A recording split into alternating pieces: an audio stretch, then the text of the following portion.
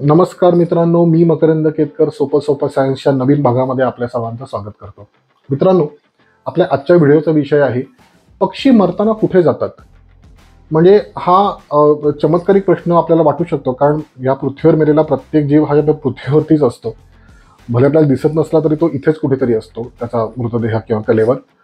पण मग व्हिडिओचा हा विषय का असावा, तर याचं कारण असं आहे की एक अधनमधनं व्हायरल होणारी पोस्ट आहे. मूळची इंग्लिश पोस्ट होती ती, पण त्याचा अनुवाद मराठीमध्ये करून ती नरेश साधवानी यांच्या नावाखाली ती फिरवली जाते. आणि त्याचा गोषवारा असा आहे की अ, म्हणे आपल्याला मेलेले पक्षी दिसत नाहीत. ह्याचं कारण असं आहे की ते मेल्यानंतर म्हणजे मरणाची त्यांना जाणीव झाल्यानंतर ते हवेच्या अशा थरामध्ये जातात की जिकडे त्या हवेच्या दाबामुळे त्यांच्या देहाचं विघटन होऊन जातं आणि म्हणून आपल्याला मेलेले पक्षी सर्रास दिसत नाहीत. मग हे खरंच असं आहे का? याच्या मागचं सत्य काय आहे जाणून घेऊया व्हिडिओच्या पुढच्या भागामध्ये. मित्रांनो, मला कळायला लागल्यापासनं मी आजपर्यंत असंख्य वेळा नैसर्गिकरित्या मेलेले पक्षी पाहिलेले आहेत. त्यामध्ये अगदी चिमणी असेल, बुलबुल असेल, मैना असेल, भारद्वाजसारखे पक्षी जे वाहनांच्या धडकेने मरतात किंवा नैसर्गिकरित्या सुद्धा त्यांना मरण येतच. पण जे पक्षी उडूच शकत नाहीत किंवा थोडेसे उडू शकतात. उदाहरणार्थ मोर घ्या किंवा शहामृग घ्या किंवा पेंग्विन घ्या. मग हे पक्षी कसे मरत असतील बरं? मग ते काय पाठीला रॉकेट लावून आकाशामध्ये जाऊन मरतात का? सो मग ह्याच्यामागचं सत्य काय आहे, किंवा ह्या मूळची ही जी पोस्ट होती की ज्याच्यामध्ये सांगितलं होतं की पक्षी आकाशात जाऊन मृत्यूला कवटाळतात, त्याचं खंडन करणारे मी मुद्दे काही मांडतोय पुढे. ते काय काय आहेत ते आपण आता बघूया. आपल्याला मेलेले पक्षी सहसा न दिसण्याचं कारण असं आहे की बहुतांश पक्ष्यांचा आकार हा लहान असतो. जर त्यांच्या अंगावरची पिसं काढली तर म्हणजे व्यास बाजूला केलं तर मुद्दल जे आहे ते मुद्दल अगदी छोटं असतं. त्यामुळे त्यांची शिकार सहज होते. त्यांची शिकार झालेली कळतही नाही अनेकदा. तसेच दुसरं असं ह्याच्यामध्ये आहे की प्रत्येक एका आकाराच्या पक्ष्यासाठी किंवा प्राण्यासाठी एक विशिष्ट प्रकारचा शिकारी पक्षी किंवा प्राणी बनलेला आहे. म्हणजे उदाहरण द्यायचं झालं तर एकदा मी माझ्याच बाल्कनीमध्ये एक चिमणी लपलेली होती कावळ्यांच्या भीतीने. तर कावळ्यांनी दोघा तिघांनी येऊन स्ट्रॅटेजी बनवून तिला तिथं हुसकावून लावलं आणि तिची शिकार केली होती. मी एकदा एका मैनेच्या पिल्लाला एका सापाने त्या पिल्लाला गिळताना पाहिलेला आहे. सो पक्ष्यांचा आकार जर का आपण पाहिला सहसा, तर त्यांचं आपल्या नजरेस न पडणं त्यांच्या मृत्यूनंतर हे अत्यंत स्वाभाविक आहे.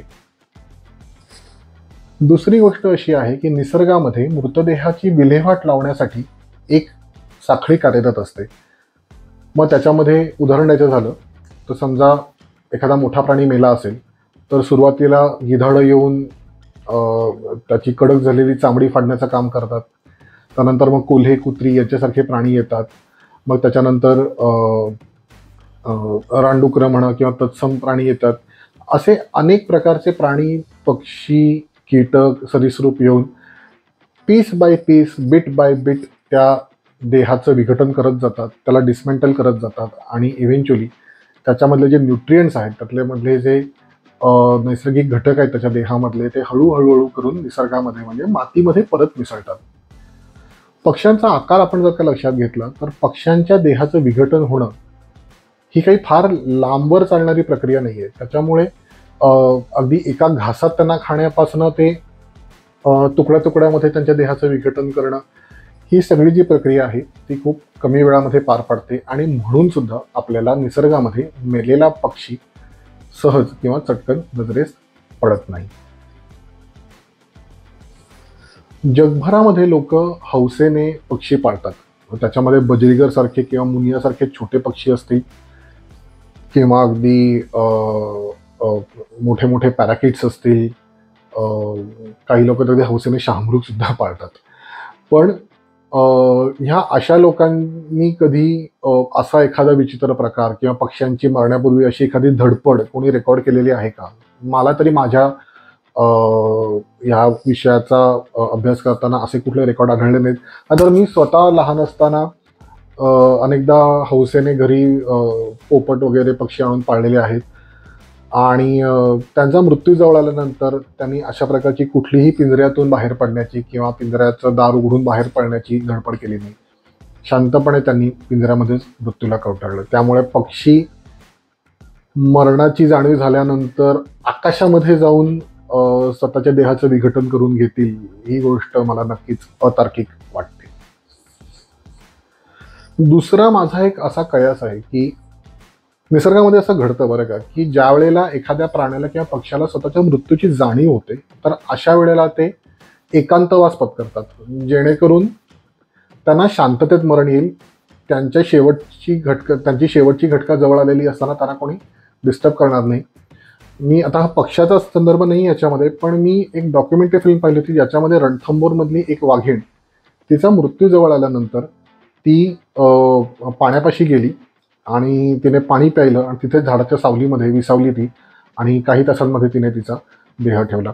सो हे एक कारण असू शकतं की ज्या वेळेला जाणीव होते मृत्यूची, अशा वेळेला प्राणी किंवा पक्षी एकांतवास पत्करत असू शकतात. थोडंसं या विषयाला पॅरलल आपण दुसरा जर का विषय घेतला की आपल्या घराच्या आसपास मुंगूस, खार, मांजरी आणि तत्सम अनेक छोट्या आकाराचे सस्तन प्राणी असतात की ज्यांनाही स्वाभाविकपणे मृत्यू येतोच, पण त्यांना मृत्यूची जाणीव झाल्यानंतर ते अशा प्रकारे काहीतरी चमत्कारिक, अद्भुत, जगावेगळं काहीतरी करून मृत्यू कवटाळतात का? तुम्ही कोणी असं काही पाहिलेलं आहे का? मी या प्रश्नाचं उत्तर तुमच्यावरती सोडतो. तुमच्याकडे उत्तर असेल तर कमेंटमध्ये नक्की सांगा.